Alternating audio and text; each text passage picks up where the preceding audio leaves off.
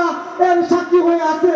কিন্তু আমরা তারেক রহমানের যে 31 দফা দিয়েছে, এই 31 দফার আলোকে আমরা প্রমাণ করতে চাই যুবদল ঢাকা মহানগর দক্ষিণ কখনো অন্যায় করবে না, অন্যায়কে মাথা নত করতে দেবে না। যদি কিছু হাইব্রিড নেতা কর্মী কোন বিএনপির চাঁদাবাজি নাম করে যদি চাঁদাবাজি করে, এদেরকে আপনারা ধরিয়ে দিবেন।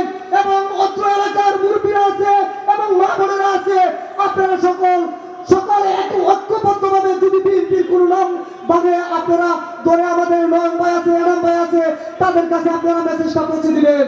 কিন্তু অনেক নেতা কর্মী আছে, আপনারা বিএনপির নাম বানিয়ে আপনারা চাঁদাবাজি করেন, কিন্তু এটা কিন্তু যারা যুব দলের এই 24টা থানার এবং কামরাঙ্গীচর সকল নেতৃবৃন্দ আপনারা ঐক্যবদ্ধভাবে এদেরকে আগে দূর করবেন।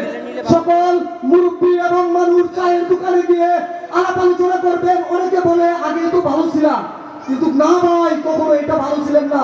যখন আপনি ওই নিরপেক্ষ মানুষকে বলবেন, যখন বুঝিয়ে বলবেন, তখন সেও কিন্তু আপনার কথায় সম্মতি জানাবে।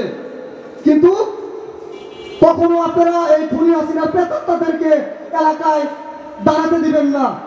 আর অনেকেই নির্যাতিত হয়েছে ভাই, এই নির্যাতিত কথা বলার আর কোনো কিছু নাই।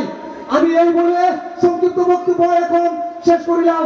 বাংলাদেশ জিন্দাবাদ, বাংলাদেশ জাতীয়তাবাদী যুবদল জিন্দাবাদ, শহীদ জিয়া অমর হোক, দেশনেত্রী বেগম খালেদা জিয়া দীর্ঘজীবী হোক, তারুণ্যের অহংকার তারেক রহমান দিনের বেশে আসবে ফিরে বাংলাদেশে।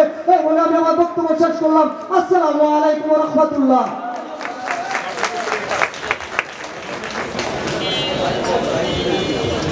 Thank you.